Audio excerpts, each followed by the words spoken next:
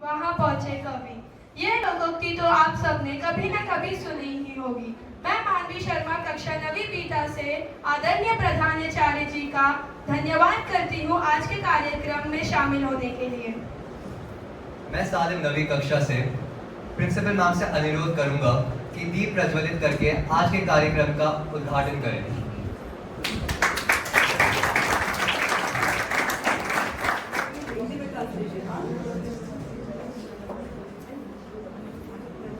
बच्चे I want student volunteers to come along with me और madam आपको from Sarita Kumari पूरा candidate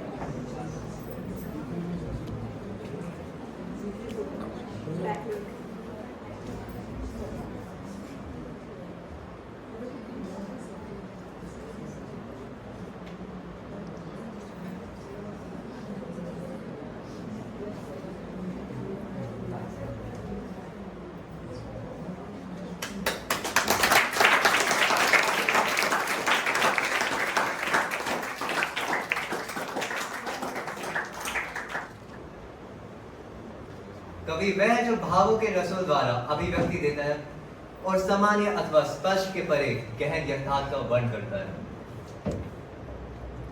कवि ने शब्द, चयन, ध्वनि, तुकबंदी, संरचना आदि के संयोजन का उपयोग कर ऐसी रचना करता है जो पाठक की भावनाओं को झकझोर देती है और ऐसी रचनाओं को कविता कहा गया है।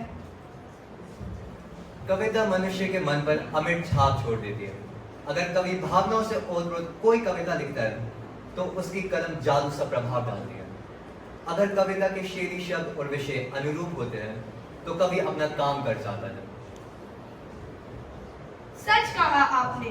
कवियों के कलात्मक सृजन को आत्मसात करने के लिए ही तो आज हम कवि सम्मेलन कर रहे हैं। तो आज के कार्यक्रम को आरंभ करने से पूर्व मैं लास्या से अनुरोध करूंगी कि वे स्वागत भाषण के लिए मंच पर आए।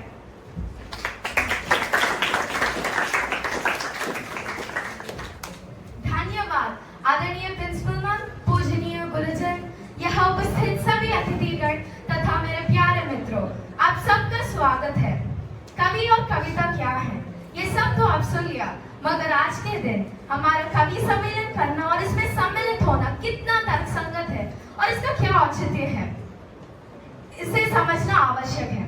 दरअसल हिंदी साहित्य और कवि सम्मेलनों का चोली दामन का नाता है। भारत में कवि सम्मेलनों ने स्वर्ण युग जिया है।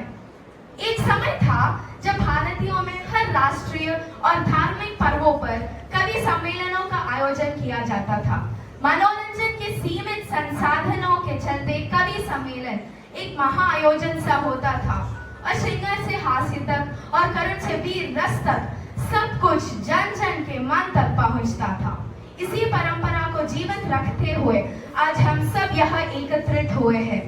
वास्तव में कविता अभिव्यक्ति का वह खूबसूरत माध्यम है जो न केवल लोगों का मनोरंजन करते हैं बल्कि समाज में सकारात्मक दृष्टिकोण भी देती है। अतः एक बार फिर आप सबका स्वागत करते हुए मैं अपनी वाणी को विराम दूंगी। धन्यवाद।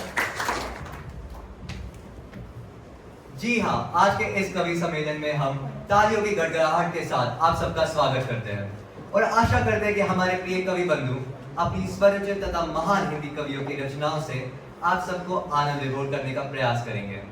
तो आइए एक बार फिर हम अपने मंच पर इन कवियों का स्वागत करते हैं। जो आनंद आता है वही काव्य का रस है।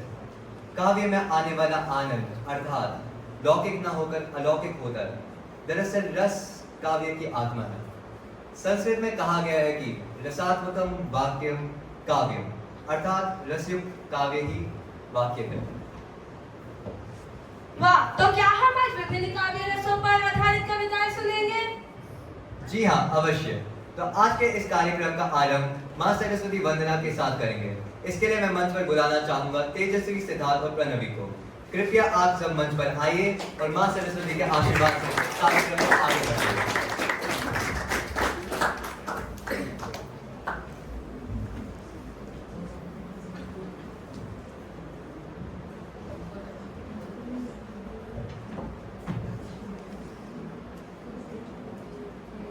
वाहिनी माँ हमें ज्ञान रतन देना, संगीत कला वाणी विद्या का धन देना। तुम ज्ञान की हो देवी, हम सब अज्ञानी है। हर शक्ति तुमसे ही वाणी है। हमें ज्ञान के अमृत का सागर मंथन देना। संगीत कला वाणी विद्या का धन देना। वीणा है हाथों में, बैठी कमलासन हो। हर वेद ग्रंथ तुमसे, तुम ही अनुशासन हो। जिसमें सद्बुद्धि हो, हमें ऐसा मन देना। संगीत कला वाणी विद्या का धन देना। अज्ञान तिमिर हर के, अब ज्ञान प्रकाश करो। हे वीण वादिनी माँ, वाणी में वास करो। औरों को जहाँ माए, ऐसा जीवन देना। संगीत कला वाणी विद्या का धन देना। हे हंस वाहिनी माँ, हमें ज्ञान रतन देना। संगीत कला वाणी विद्या का धन देना।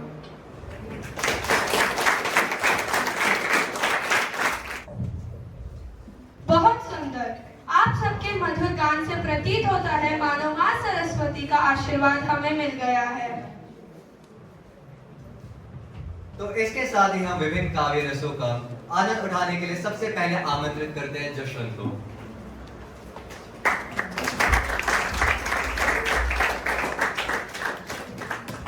आप सबको मेरा नमस्कार। मुझे इस मंच पर आमंत्रित करने के लिए धन्यवाद।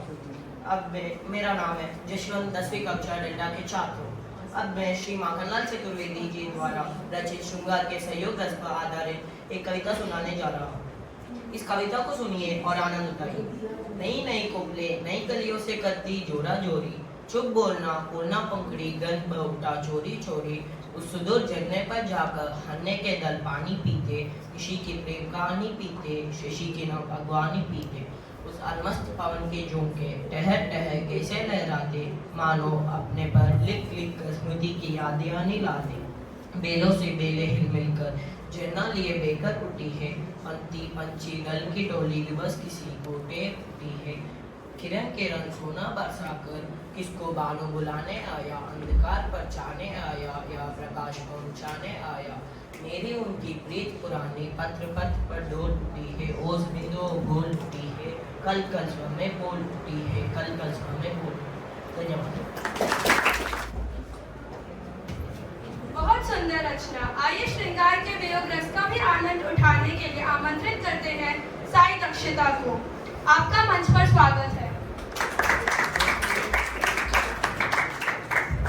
नमस्कार, मुझे इस मंच पर आमंत्रित करने के लिए धन्यवाद। मैं दक्षिता हूँ, 10वीं अल्फा की छात्रा, और मैं आज आपके सामने महादेवी वर्मा जी द्वारा रचित श्रृंगार रस पर आधारित एक कविता सुनाने वाली हूँ। कृपया इसका आनंद लीजिए। शलभ में शाप में वर हूँ, किसी का दीप निष्ठुर हूँ। ताज है जलती शिखा, चिंगारियां श्रृंगार माला। ज्वाल अक्षय कोश सी, अंगार मेरी रंगशाला। नाश में जीवित किसी की साध सुंदर हूँ, शलभ में शाप में वर हूँ, किसी का दीप निष्ठुर हूँ। नयन में रह किंतु जलती पुतलियां आगार होंगी। प्राण में कैसे बसाऊं, कठिन अग्नि समाधि होगी। फिर कहाँ पालूं तुझे मैं मृत्यु मंदिर हूँ, शलभ में शाप में वर हूँ, किसी का दीप निष्ठुर हूँ। हो रहे चरकर भ्रुवों में अग्निकंडी शार शीतल, पिघलते उड़से निकल निश्वास बने धूम श्यामल। एक ज्वाल के बिना मैं राख का गर्भ हूँ, शलभ में शाप में वर हूँ, किसी का दीप निष्ठुर हूँ। कौन आया था न जाने स्वप्न में मुझको जगाने, याद में उन उंगलियों की है मुझ पर युग बिताने। रात के घर में दिवस की चाह कर शब हूँ, शलभ में शाप में वर हूँ, किसी का दीप निष्ठुर हूँ। शून्य मेरा जन्म था, अवसान है मुझको सवेरा। प्राण आकुल में लिए संगी मिला केवल अंधेरा। मिलन का मत नाम ले मैं विरह में चिर हूँ, शलभ में शाप में वर हूँ, किसी का दीप निष्ठुर हूँ। धन्यवाद। वाह दक्षिता जी, आपकी अगली कविता ने तो मंच पर उजाला ही कर दिया। जब काव्य में उमंग, उत्साह और पराक्रम से संबंधित भाव का उल्लेख होता है, तब वहां वीर रस की उत्पत्ति होती है। तो आइए सबसे पहले अनुरोध करते हैं सुखमीत, जो वीर रस पर आधारित एक रचना सुनाएंगी।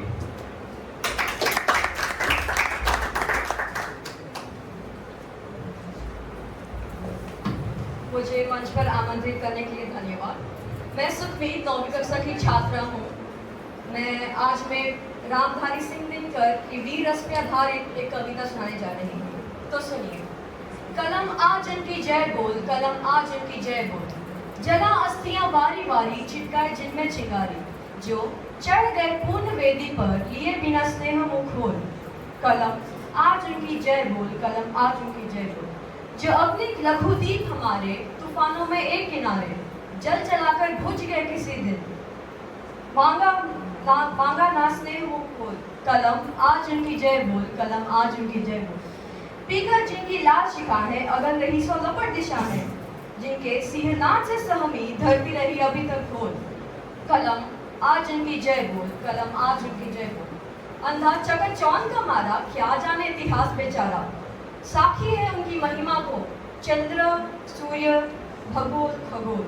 कलम आज उनकी जय बोल, कलम आज उनकी जय बोल। धन्यवाद। वाह, आनंद आ गया। अब मैं आग्रह करूंगी कि मंच पर सौगंधिका आकर अपनी प्रिय रचना सुनाए।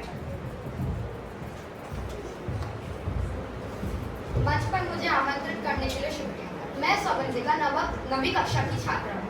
अटल बिहारी वाजपेयी को कौन नहीं जानता। वह एक राजनेता के साथ एक प्रसिद्ध कवि भी थे। आज मैं उनकी वीर रस पर आधारित एक कविता सुनाने जा रही हूँ। तो सुनिए। टूट सकते हैं मगर झुक नहीं सकते, टूट सकते हैं मगर झुक नहीं सकते। सत्य का संघर्ष सत्यता से, न्याय लड़ता है निरंकुशता से। अंधेरे में भी चुनौती है, किरण अंतिम अस्त होती है। दीप निष्ठा काली ये निष्कंप, वृक्ष टूटे या उठे भूकंप। यह बराबर का नहीं है युद्ध, यह बराबर का नहीं है युद्ध, हम निहत्थे शत्रु है सन्नत। हर तरह के शस्त्र से है सज्ज, और पशुबल हो उठा निर्लज। किंतु फिर भी जूझने का प्रण अंगद ने बढ़ाया चरण। प्राणपण से करेंगे प्रतिकार, संपन्न की मांग अस्वीकार। दांव पर सब कुछ लगा है, रुक नहीं सकते। टूट सकते हैं मगर झुक नहीं सकते, टूट सकते हैं मगर झुक नहीं सकते। धन्यवाद। अति सुंदर। जब किसी काव्य द्वारा हृदय करुणा से भर जाए, वहां करुण रस का उद्भव होता है। जी हाँ, इसी भाव को व्यक्त करने के लिए मैं आमंत्रित करता हूँ ऋषिता को।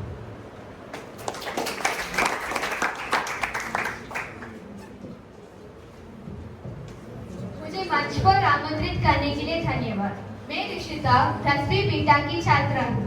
आज मैं आपको करुण रस पर आधारित एक कविता सुनाने जा रही हूँ, जो सूर्यकांत त्रिपाठी द्वारा रचित की है। सूर्यकांत त्रिपाठी एक भारतीय कवि लेखक थे। उन्हें हिंदी साहित्य में छायावाद काल के 4 प्रमुख स्तंभों में से एक माना जाता है। वह तोड़ती पत्थर, देखा मैंने उसे इलाहाबाद के पथ पर। वह तोड़ती पत्थर, वह तोड़ती पत्थर, कोई ना छायाधार, पेड़ वह जिसके तले बैठी हुई स्वीकार। श्याम थन भर बंधा यौवन, नत नयन प्रिय कर व्रत मन। गुरु हथौड़ा हाथ करती बार बार प्रहार। सामने तरु मालिका अटालिका प्राकार। चल रही थी दूर गर्मियों के दिन, दिवा का तमतमाता रूप। उठी झुलसाती हुई लू, रुई जो जलती हुई भू। गर्द छिनकी छा गई, प्राया हुई दोपहर। वह तोड़ती पत्थर, वह तोड़ती पत्थर। देखते देखा मुझे तो एक बार, उस भवन की ओर देखा छिन्न था। देखकर कोई नहीं, देखा मुझे उस दृष्टि से, जो मार खा रोई नहीं। सजा सहज सितार, सुनी मैंने वह नहीं, जो थी सुनी झनकार। एक क्षण के बाद वह कॉपी सुघर, ढुलक माथे से गिरे शिखर। लीन होते कर्म में फिर ज्यों कहा, मैं तोड़ती पत्थर, मैं तोड़ती पत्थर। धन्यवाद। बहुत ही भावपूर्ण तथा संवेदनशील कविता। अब नवनीत मंच पर आए और अपनी मनपसंद रचना सुनाए।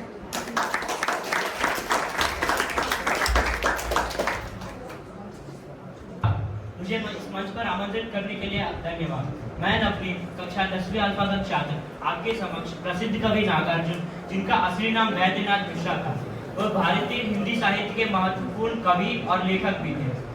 उनको मैथिली भाषा में यात्री के नाम से भी जाना जाता था।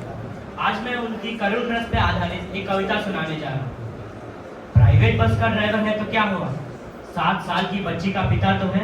सामने गियर से ऊपर हुक से लटका रखी है कांच की 4 चूड़ियां गुलाब के, बस की रफ्तार के मुताबिक हिलती रहती है। छुपकर मैंने पूछ लिया, खा गया मानो झटका। अधेड़ उम्र का मुच्छर रोबीला चेहरा आहिस्ते से बोला, हाँ साहब, लाख कहता हूँ, नहीं मानती है मुनिया। टांगे हुए हैं कई दिनों से अपनी अमानत यहाँ अब्बा की नजरों के सामने। मैं भी सोचता हूँ, क्या बिगाड़ती है चूड़ियाँ, किस जुर्म पे हटा दें इनको यहाँ से। और ड्राइवर ने एक नजर मुझे देखा और मैंने एक नजर उसे देखा। झलक रहा था दुधिया वात्सल्य बड़ी बड़ी आंखों में, तरलता हाही की सीधे साधे प्रश्न पर। और अब भी निगाहें हो गई फिर से सड़क की ओर, और मैंने झुककर कहा, हाँ भाई, मैं भी पिता हूँ। वो तो बस यूं ही पूछ लिया आपसे, वरना ये किसे नहीं भाएंगी नन्ही कलाइयों की गुलाबी चूड़ियाँ। धन्यवाद।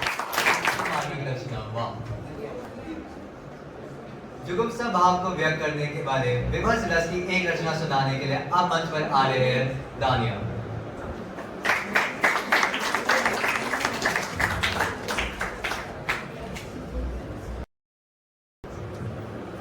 धन्यवाद मुझे मंच पर आमंत्रित करने के लिए।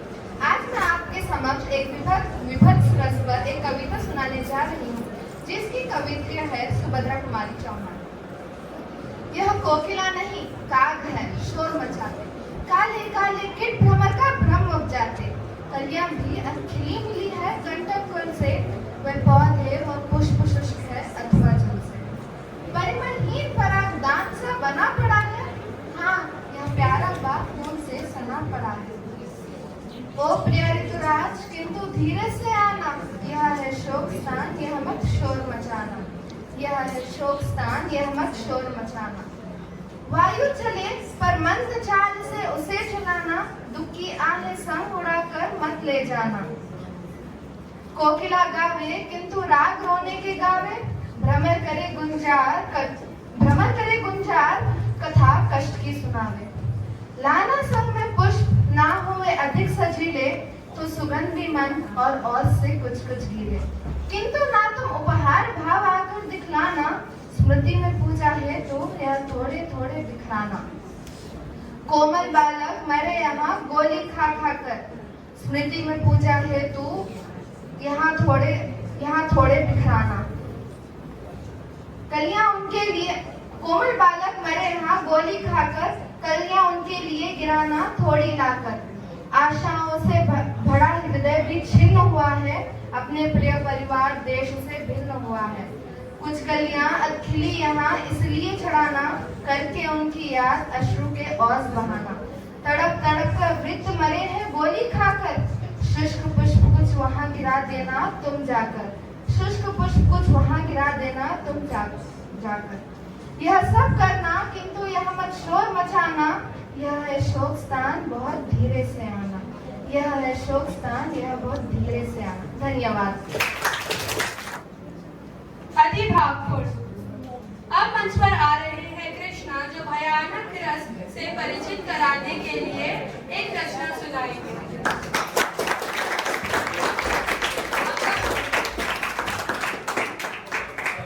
मेरा नाम कृष्णा है और मुझे इस मंच पर आमंत्रित करने के लिए शुक्रिया। आज मैं कवि रामधारी सिंह दिनकर की भयानक रस पर आधारित एक कविता सुनाने जा रहा हूँ, तो सुनिए। धुंधली हुई दिशाएं, छाने लगा कुहासा, कुचली हुई शिखा से आने लगा धुआंसा। कोई मुझे बता दे क्या आज हो रहा है, मुंह को छिपाते में क्या तेज रोक रहा है। दाता पुकार मेरी संदीप्ति को चिला दे, बुझती हुई शिखा को संजीवनी पिला दे। प्यारे स्वदेश के हित अंगार मांगता हूँ, छड़ती जवानियों का शिंगार मांगता हूँ। बेचैन है हवाएं सब और बेकली है, कोई नहीं बताता किसकी किधर चली है। मुझतर है खबर है या पास है किनारा, यह नाश आ रहा या सौभाग्य का सितारा। आकाश पर अनल से लिख दिया दृष्टि मेरा, भगवान इस तरी को भरमा ना दे अंधेरा। तम वेदनी किरण का संदान मांगता हूँ, ध्रुव की कठिन घड़ी मैं पहचान मांगता हूँ। ध्रुव की कठिन घड़ी मैं पहचान मांगता हूँ। शुक्रिया। बहुत बढ़िया कृष्णा। मैं उनसे से अनुरोध करूंगी कि इसी रस पर आधारित एक अन्य रचना सुनाए।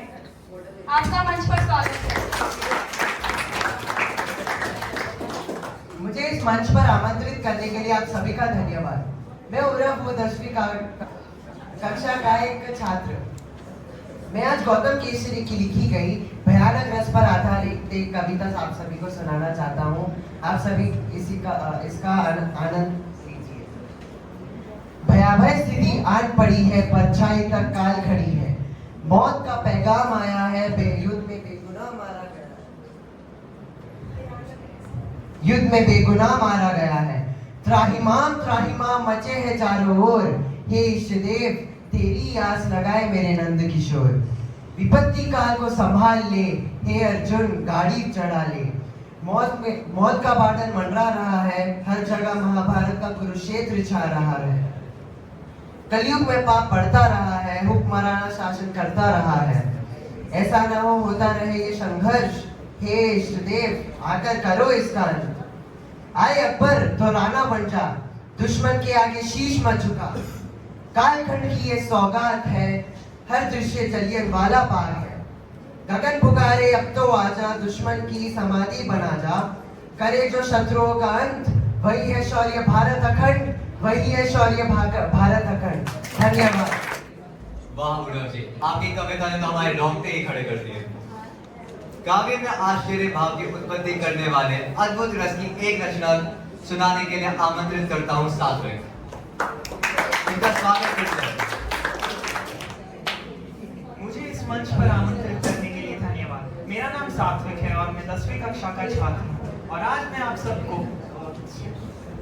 रामधारी सिंह दिनकर द्वारा रचित अद्भुत रस पर आधारित एक कविता सुनाने जा रहा हूँ। जेठ हो की हो पूस, हमारे कृषकों को आराम नहीं है।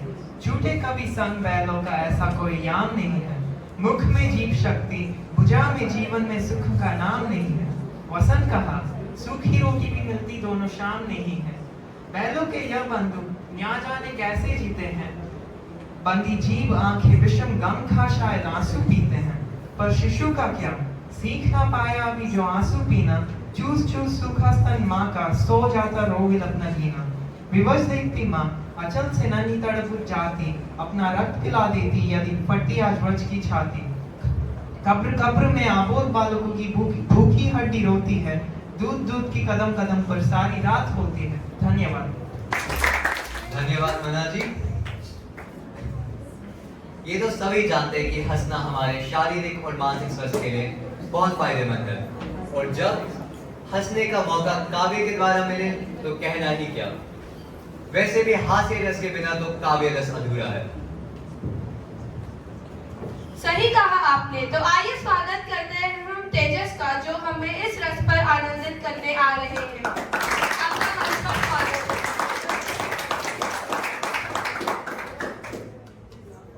धन्यवाद मानवी, मुझे इधर आमंत्रित करने के लिए।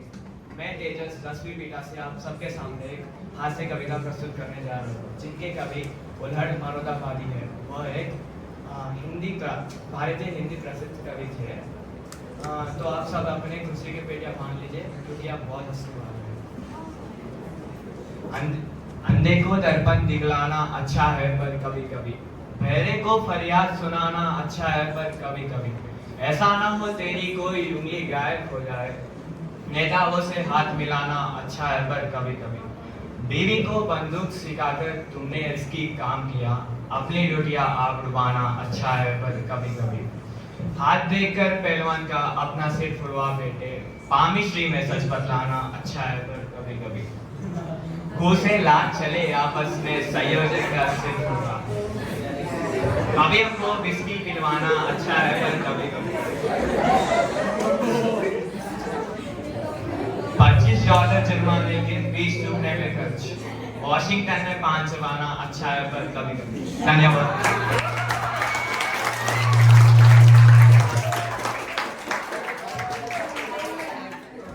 वाह क्या बात, सुनकर मजा आ गया। तो अब मैं आमंत्रित करती हूँ सुजय को, जो एक अन्य रचना के साथ यहाँ उपस्थित है। नमस्कार, मुझे मंच पर आमंत्रित करने के लिए आपका धन्यवाद। मैं सुजय 10वीं कक्षा से आज शैल चतुर्वेदी द्वारा लिखी गई एक हास्य कविता आपको सुनाने जा रहा हूँ। तो चलिए शुरू करते हैं। हमारी एक फ्रेंड है, एक दिन बोले यार 3 लड़के हैं, एक से एक बढ़ के है। एक नेता है, हर 5-6 साल 10-20 हजार की चोट देता है। 10 साल से चुनाव लड़ रहा है, नहीं बन पाया सड़ा सा एमएलए। बोलो तो कहता है अनुभव बढ़ रहा है। पॉलिटिक्स के चक्कर में बन गया पॉलिटिकल घन चक्कर, और दूसरा ले रहा है कवियों से टक्कर। कविताएं लिखता है, ना सुना तो चाय पिलाकर सुनाता है। तीसरा लड़का डॉक्टर है, कई मरीजों को छूते ही मार चुका है। बाहर तो बाहर, घर वालों को तार चुका है। हरा भरा घर था, 10 थे खाने वाले, कुछ और थे आने वाले, केवल 5 रह गए, बाकी के सब दवा के साथ बह गए। मगर हमारी काकी बड़े बूढ़ों के नाम पे वही थी बाकी। चल फिर लेती थी, कम से कम घर का काम तो कर लेती थी। जैसे तैसे जी रही थी, कम से कम पानी तो पी रही थी। मगर हमारे डॉक्टर बेटे का लगते ही हाथ हो गया सन्निपात। 2 ही दिनों में सिकुड़कर हाफ हो गई और तीसरे दिन साफ हो गई। दुख तो इस बात का है कि हमारी गैरहाजिरी में ही मर गई। पाला हमने और वसीयत दूसरों के नाम कर गई। धन्यवाद। आपकी रचना सुनकर तो मनोरंजन ही हो गया। अब क्या ही कहे, बस काकी के बारे में बुरा लग रहा है। तो आगे बढ़ते हुए हम मंच पर बुलाना चाहेंगे प्रियंका को, जो वात्सल्य रस पर एक अन्य कविता सुनाएगी।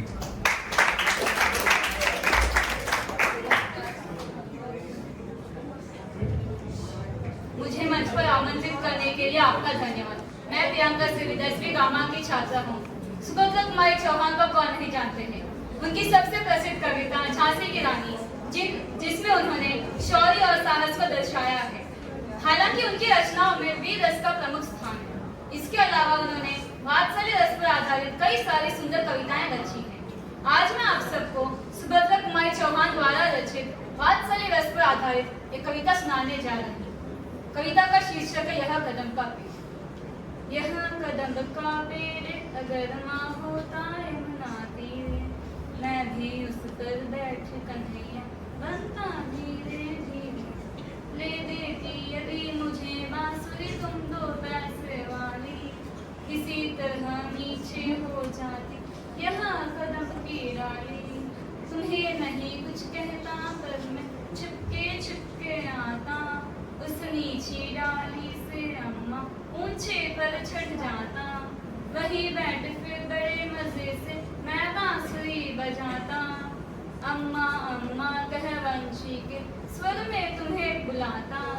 बहुत बुलाने पर भी माँ जब नहीं उतर कर आता, माँ तब माँ का हृदय तुम्हारा बहुत विकल हो जाता। आंचल फैलाकर अम्मा वही पेड़ के नीचे ईश्वर से कुछ विनती करती आंखें नीचे। तुम्हें ध्यान में लगी देख मैं धीरे धीरे आता, और तुम्हारे फैले आंचल के नीचे छिप जाता। तुम घबरा कर आंख खोलती पर माँ खुश हो जाती, जब अपने मुन्ना राजा को गोदी में ही पाती। इसी तरह कुछ खेला करते हम तुम धीरे धीरे, यह कदम का पेड़ अगर माँ होता यमुना तीरे। धन्यवाद। बहुत बढ़िया। इसी रस पर आधारित एक अन्य रचना सुनाने के लिए हम आमंत्रित करते हैं भविष्य को। आपका मंच पर स्वागत। मुझे मंच पर आमंत्रित करने के लिए धन्यवाद। मैं भविष्य 10वीं बीटा की छात्रा हूँ। आज मैं आप सबको वात्सल्य रस पर आधारित सुभद्रा कुमारी चौहान द्वारा रचित एक और कविता सुनाने जा रही हूँ। मैं बचपन को बुला रही थी, बोल उठी बिटिया मेरी, नंदनवन सी फूल उठी यह छोटी सी कुटिया मेरी। माओ कहकर बुला रही थी, मिट्टी खाकर आई थी, कुछ मुंह में कुछ लिए हाथ में मुझे खिलाने लाई थी। पुलक रहे थे अंग ध्रुवों में कौतूहल था झलक रहा, मुख पर थी आह्लाद लालिमा विजय गर्व था झलक रहा। पाया मैंने बचपन फिर से बचपन बेटी बन आया, उसकी मंजिल मूर्ति देखकर मुझ में नवजीवन आया। मैं भी उसके साथ खेलती खाती हूँ तुतलाती हूँ, मिलकर उसके साथ स्वयं मैं भी बच्ची बन जाती हूँ। जिसे खोजती थी बरसों से अब जाकर उसको पाया, भाग गया था मुझे छोड़कर यह बचपन फिर से आया। धन्यवाद। वाह, आपका मधुर गीत सुन के तो मजा ही आ गया। एक ऐसी स्थिति या मनोभाव जिसमें राग, द्वेष, क्रोध, प्रेम, घृणा, हास्य, मोह, किसी भी तरह का भाव उत्पन्न न होकर एक ऐसा भाव हो जिसमें इन सभी भावों की अनुपस्थिति की अनुभूति हो, वही शांत रस है। जी हाँ, तो शांत रस पर आधारित एक कविता अब सुनाने वाले हैं स्वधीर सारा।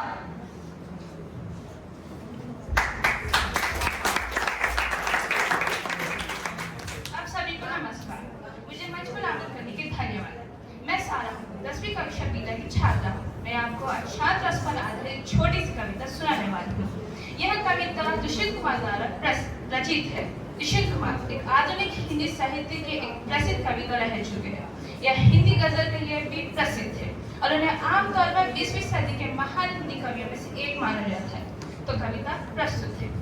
तेरे से दर्द मन में जागा, मैंने पी लिया, छोटी सी एक खुशी आंदोलन में आई, मैंने उसको फैला दिया, उसको संतोष हुआ और लगा हर छोटे को बड़ा करना धर्म है, हर छोटे को बड़ा करना धर्म है। धन्यवाद।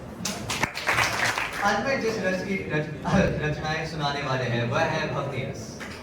भक्ति रस ईश्वर की अनुभक्ति और अनुराग का वर्णन है। तो ईश्वर की असली साधना को वाक्य और काव्य के रूप में हमारे समक्ष बताने के लिए आ रहे हैं ऋत्विक। आपका स्वागत है, कृपया मंच पर पधारें।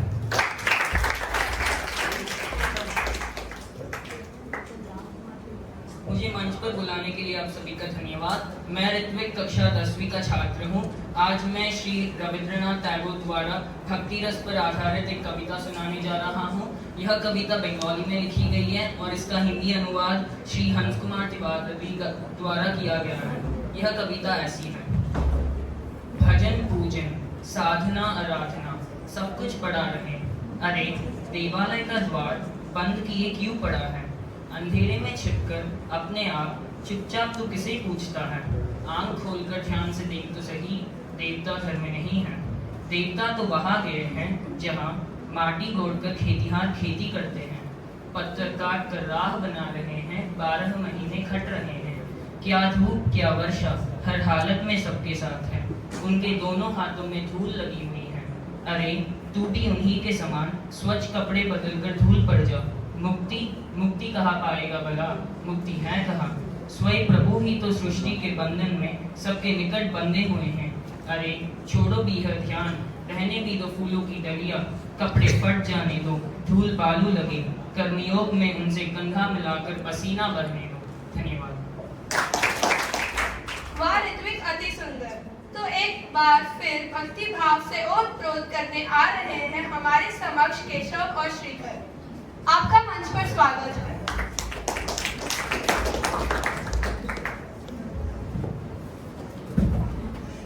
धन्यवाद हमें मंच में आमंत्रित करने के लिए। मैं केशव, मैं श्रीकर, हम 10वीं कक्षा के छात्र आज मैं श्री प्रदीप जी द्वारा लिखित भक्ति रस पर आधारित एक कविता सुनाने वाले हैं।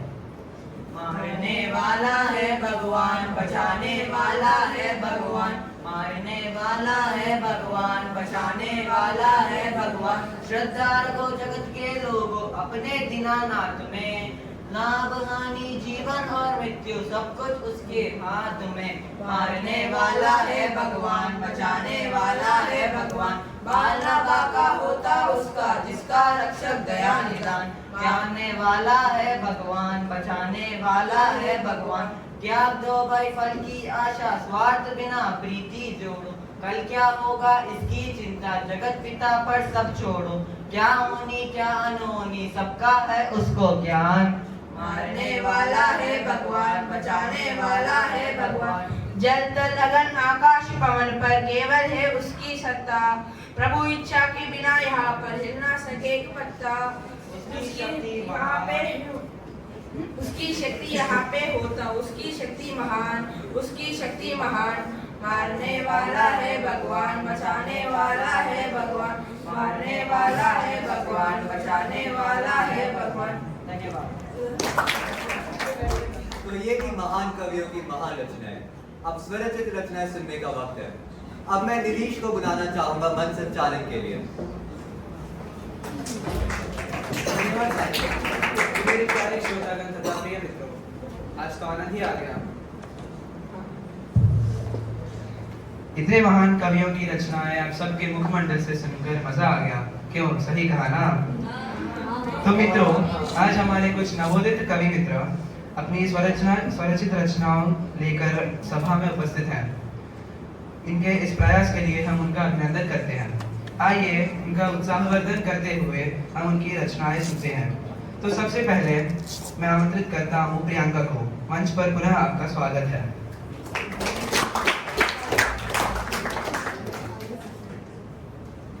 मुझे मंच पर पुनः बुलाने के लिए आपका धन्यवाद।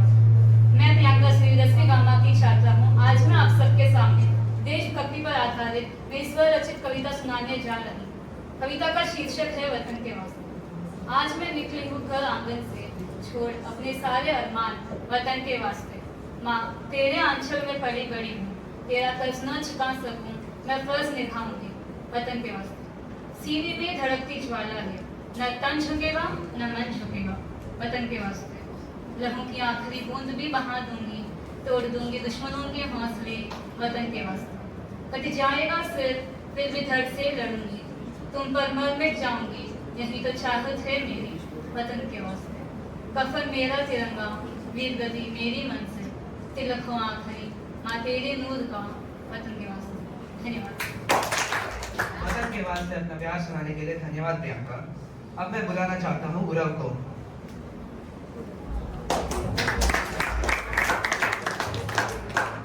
मुझे इस मंच पर आमंत्रित करने के लिए आप सभी का फिर से धन्यवाद। मैं आप सभी को अपनी स्वरचित रचनाएं सुनाना चाहता हूँ। दूसरों के दुख में उनकी कहानी तो सुनो, दूसरों के दुख में उनकी कहानी तो सुनो। पेड़ भी एक जीव है, उसको मारने से पहले उसकी जुबानी तो सुनो। दोस्त मिल जाएंगे कहीं, दोस्त मिल जाएंगे कहीं, लेकिन दोस्ती बचपन में की थी उस पेड़ से, वो ना भुला पाओगे कभी। पेड़ के छांव में होता है सुकून का एहसास, पेड़ के छांव में होता है सुकून का एहसास। जब डूब जाओ प्रकृति में तो हर पल बन जाए खास। बादलों के पीछे है छुपा चांद हमारा, बादलों के पीछे है छुपा चांद हमारा। पेड़ों से बातें करो यारो, वो भी है दोस्त बहुत प्यारा। किसी की तन्हाई में मदद करना तो सीखो, किसी की तन्हाई में मदद करना तो सीखो। प्रकृति तुम्हें अपने महफिल में बुलाना खुद सीख जाएगी। शहर के प्रदूषण में रहना तो सीख लिया, शहर के प्रदूषण में रहना तो सीख लिया। अब थोड़े फूलों की खुशबू में भी रहना सीख लो। धन्यवाद। पेड़ों के बारे में जागरूकता फैलाने के लिए धन्यवाद। अब मैं आमंत्रित करता हूँ मन्हा को।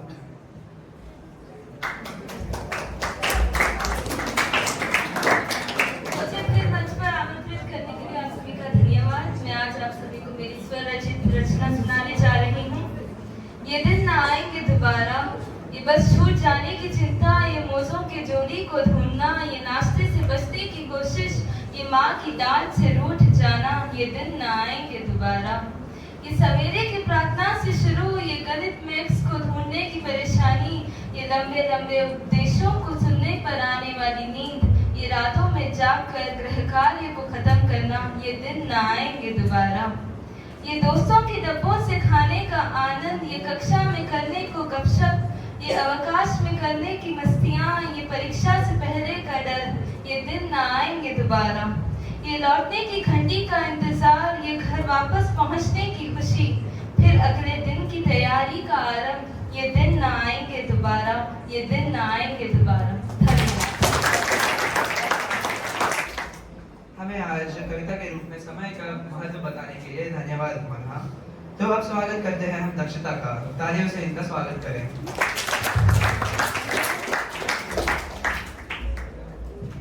नमस्कार, मुझे फिर से इस मंच पर आमंत्रित करने के लिए धन्यवाद। मेरा सौभाग्य है कि मैं यहाँ अपनी स्वरचित रचना प्रस्तुत कर रही हूँ। तो सुनिए। समय की रीत में हम सब है यात्री, हर कदम एक सवाल, हर कदम एक जवाब। जीवन की डगर पर हर मोड़ है रहस्यमयी, जहाँ सुख और दुख दोनों है साथी। सपनों की कश्ती में हमें पार करना है समंदर, ख्वाहिशों के किनारे पर अक्सर लगती है ठोकर। जो मिला वो संतोष है, जो खो गया एक सीख। जो भीतर की है शांति, धन वो है असली। स्वयं को पहचानने की यात्रा है, सबसे कठिन है मार्ग, पर यही वो दीपक जो दिखाएगा सच्चाई का मार्ग। संघर्ष में ही छिपा है आनंद का स्वाद, आत्मा की गहराई में है सृष्टि का सार। धन्यवाद। समय के बारे में अपने विचार सुनाने के लिए धन्यवाद दक्षता। अब मैं स्वागत करता हूँ मान्या का उनकी स्वरचना के साथ।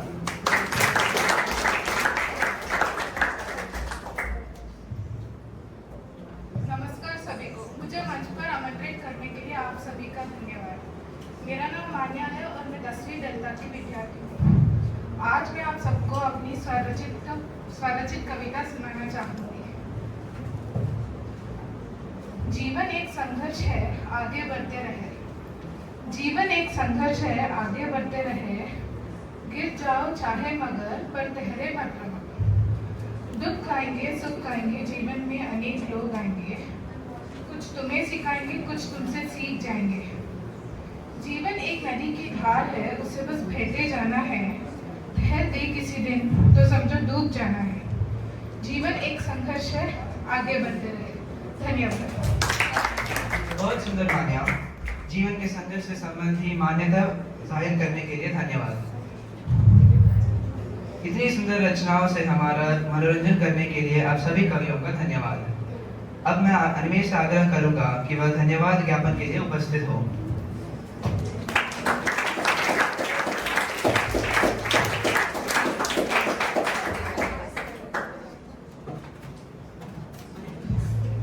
धन्यवाद मुझे आमंत्रित करने के लिए। आज के कार्यक्रम की जितनी तारीफ करूं उतना कम है। सभी कवियों के काव्य विभिन्न रसों से हमें आज आनंदित किया, वह काबिले तारीफ है। नवोदित कवियों को ढेर सारे शुभकामनाएं, जिन्होंने कविताएं लिखने और सुनाने का जोखिम उठाया, मगर वे इसमें सफल रहे। इस कार्यक्रम को सफल बनाने के लिए मैं हिंदी विभाग, हमारे शिक्षकगण, मेरे सहपाठियों, प्रिंसिपल मैम और स्कूल मैनेजमेंट का आभारी हूँ। प्रिंसिपल मैम के सुझावों को ध्यान में रखते हुए आशा करते हैं कि इस तरह के कार्यक्रमों को हम आगे भी जारी रखेंगे और हिंदी भाषा के विकास में अपना योगदान देते रहेंगे।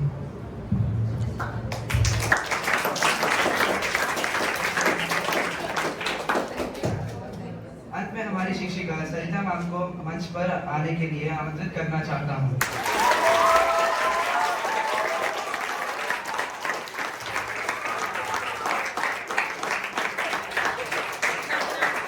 मेरे ख्याल से अब तालियां बंद होनी चाहिए। और बहुत बहुत धन्यवाद आप सभी का इतनी शांत वातावरण रखने के लिए कि आप सभी ने यहाँ पे शांति से कविता सुनी और कविता सुनाई। खासकर वे बच्चे जो कविता सुन रहे हैं, है ना? कैसे सुन रहे हैं मुझे नहीं पता, लेकिन सुन रहे हैं। और सुनाने वाले तो हैं, उन्होंने बहुत तैयारियां की हैं और अच्छी तैयारियां की। और बहुत मैं आप लोगों का आभार व्यक्त करती हूँ कि जो हम लोगों का ये जो पिछले साल से कवि सम्मेलन जो हमारे स्कूल में आयोजित हो रहा है और आगे भी होता रहे, इसमें आप लोगों ने जो योगदान दिया है और बढ़ चढ़ के जो हिस्सा लिया है, ये जीवन में आप आगे भी ले जाइए, क्योंकि कविता ऐसा माध्यम है कि आप अपने भावों को बड़े ही अच्छे ढंग से प्रस्तुत करते हैं, रोचक ढंग से प्रस्तुत करते हैं। और मैं वाकई में जैसे कि धन्यवाद ज्ञापन देते हुए अनिमेश ने बताया कि स्कूल मैनेजमेंट का, प्रिंसिपल मैम का, हमारे मित्रों का, शिक्षकगणों का, सभी का आभार मैं भी व्यक्त करती हूँ कि हमें ये मौका दिया जा रहा है। और हिंदी का विकास तभी हो पाएगा जब इस तरह के कार्यक्रम आयोजित होते रहेंगे। तो मैं अपनी सहकर्मियों और अपनी सह शिक्षिकाओं का भी धन्यवाद दूंगी, जिन्होंने आप सबके पीरियड्स जो कालांश है, जो इम्पोर्टेंट क्लासेस है, उसको भी उन्होंने हमें समर्पित किया, तभी आप लोग ये तैयारियां कर पाए थे। और आशा करती हूँ कि अगली बार जब हम इस तरह के आयोजन करें, आपकी स्वरचित रचनाएं इसमें ज्यादा हों। आप खुद कविताएं लिखें, खुद रचनाएं लिखें, खुद प्रस्तुत करें, ये बहुत अच्छी बात होगी। ऑफ कोर्स बहुत अच्छी बात है कि आप महान कवियों की रचनाएं पढ़ रहे हैं, लेकिन अच्छा होगा कि आप स्वयं को भी कवि बनाएं, और ये तभी होगा जब कविताएं लिखना शुरू करेंगे। तो मैं बहुत बहुत धन्यवाद करती हूँ आप सभी का। और मैं बस यही कहूंगी कि आप सबने कमाल कर दिया। आज के इस कार्यक्रम को सफल बनाने के लिए बहुत बहुत बहुत धन्यवाद।